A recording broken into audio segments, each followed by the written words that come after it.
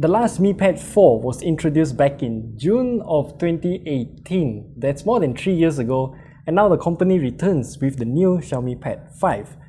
With its more modern design and equipped with the latest specs, is the Xiaomi Pad 5 any good? So in today's video, we're gonna take a look at it.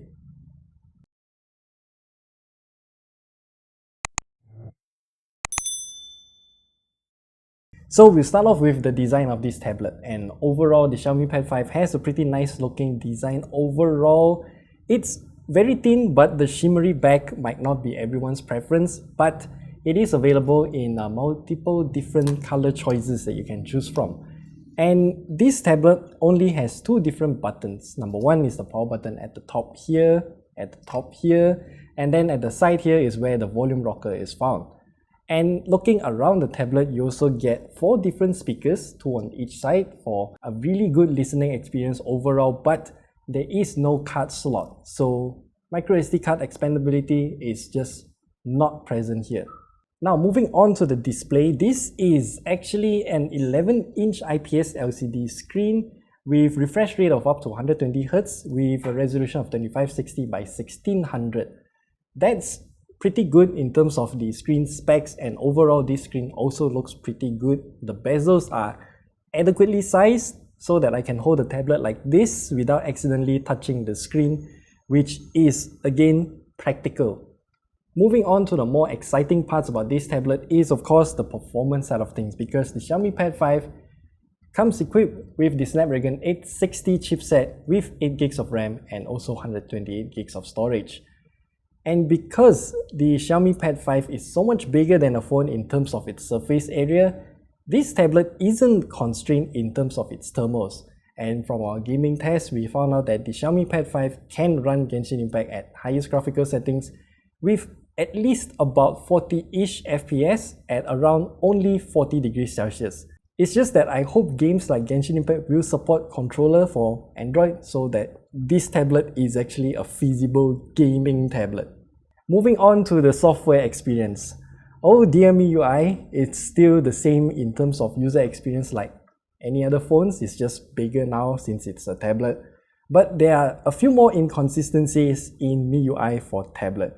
The Xiaomi Pad 5 is currently running on MIUI 12.5.2.0, and that's the latest version, and for some reason the button to go into the settings menu is missing. I have no idea where it went. It's just not there, but that button is actually present in their phones. Then I thought, okay, since the tablet here doesn't have that settings menu, I can change back to the older Google quick settings menu so that I can have my settings button back, right? But unfortunately that option is just not there for this tablet. Both the 11T and the 11T Pro does have the option to change the control center back to the Google's version of quick settings. So I'm just not sure what's going on here. That aside, let's talk about this, the Xiaomi Smart Pen. This is actually a separate purchase and it does not come with the tablet. At the time of filming this video, I am still unsure about the price of the Xiaomi Smart Pen. And from leaks of prices, I think it's at about 399 ringgit. I can't confirm it. I'll leave the price here if I have the information before I publish this review. And this is an active stylus, so you will need to charge this pen to actually use it. It charges by snapping onto the tablet here, and it charges wirelessly, and it connects to the Xiaomi Pad 5 with Bluetooth Low Energy, aka BLE for short. The features that you can do for this pen on the Xiaomi Pad 5 is quite limited. There are 2 buttons on the Xiaomi Smart Pen, but these 2 buttons feature is hard-coded. There's no additional features like Samsung's Air Command, and I think that's just severely limiting what you can do with this pen. There's also a bit of delay if you try to draw or write with this Xiaomi Smart Pen on the Xiaomi Pad 5. But since it's connecting to this tablet using BLE, you can use this pen as a presentation clicker. That's convenient. However, this tablet does not have HDMI output over Type-C, so you can't really just plug and play and use it with whatever displays you want. So yeah, that's also another limitation that you need to take note of. And with that said, the desktop mode for the Xiaomi Pad 5 is still not available publicly and it requires side loading. But the desktop mode available here is pretty bare bones and pretty buggy in terms of its UI, and also it does have a lot of translation errors. Still, I would say this feature is not ready, it's just something that is worth pointing out. And for the battery life, the Xiaomi Pad 5 comes with an 8720 mAh battery.